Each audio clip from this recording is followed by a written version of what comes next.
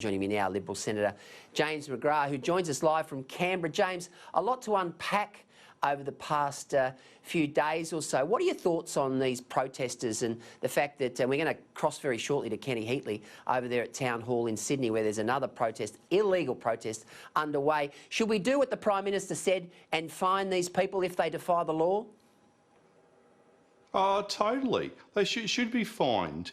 Businesses all around Australia and individuals have been fined for breaching the rules in relation to coronavirus. The rest of us have had to suck in our bellies and give up freedoms for the common good to get us through this economic and health crisis. But these selfish, these selfish sooks who think they're better than the rest of us are going out there putting our recovery at risk. Yes, they should be fined, and this is the issue.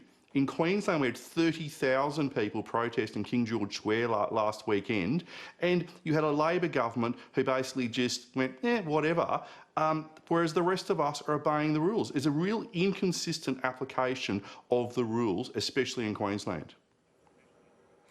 James, there's been 2 arrested in the last hour in Brisbane over these refugee protests. Now, we're talking about defiance here. I mean, I heard the bloke from the refugee mob earlier today on radio saying they were going to proceed not only tonight but over the weekend. The Black Lives Matter protesters, they're also talking about coming out in droves. It must be a real concern, not only for police but for health authorities, that, the possibility of a second wave of coronavirus infections is absolutely real here, isn't it? It is totally real. And if we have a second wave that hits Australia and we have to shut down the economy, it won't take us months to recover, it will take us years to recover. And this is why so many of us are actually really, really angry with the protesters. We understand they're right, and I am a massive freedom-loving senator from Queensland. I believe in freedom personified. But at the moment, we are in the midst of this terrible health and economic crisis. For the common good, we're asking people just to wait a bit or do something different. Think about Anzac Day. Anzac Day, we didn't have the traditional dawn services, we didn't have the tour, we didn't do all those things that our people who have served defending our freedoms normally go through, but we stood at our driveways and we honoured them. So why can't these protesters do something similar that doesn't put the rest of the country at risk of coronavirus erupting? Now, the Premier in Queensland, Anastasia Palaszczuk, she's softened her rhetoric, certainly in the last 72 hours. And of course, the Prime Minister today got pretty fair income with the states when he said that, if you want people coming in from Singapore, they have to be coming in from Sydney. He was very firm on the borders. Now, she's always maintained that she will only look at the borders, easing the border restrictions, probably, well, at the very least, July 10, but more likely September. And you and I both know, James, that this has had a significant impact on the ability of tourism operators in Queensland to plan ahead, no certainty. And I'll tell you what, they're howling at the moment. They're howling, James McGrath. They are howling and they're angry. And they're so angry because they want to be able to open up their doors. They've seen what happened on the weekend with the protesters. But what's making them really, really angry is how the Premier is flip-flopping all over the place. They're angry that she's actually playing politics. I'm going to call her out on this. She is playing base Labor Party politics in relation to this issue.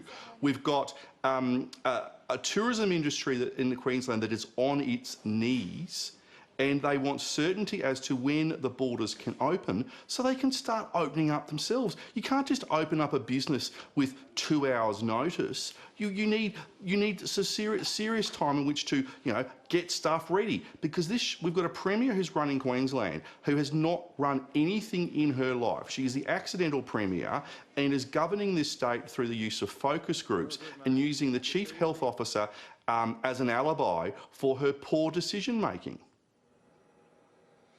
James, what do you make of this Eden Monaro poll that we've seen come out earlier today? Now, it's not an official poll, it's not a YouGov or a Galaxy or anything like that, but it's party numbers, stats, and it's got the LNP well in front, and of course 38% primary vote, which would probably, with National Party preferences, get the Liberal Party home, that would be a massive, massive win for you guys to take that off Labor. Oh, look, no government has won a seat off an opposition in a by-election for over 100 years.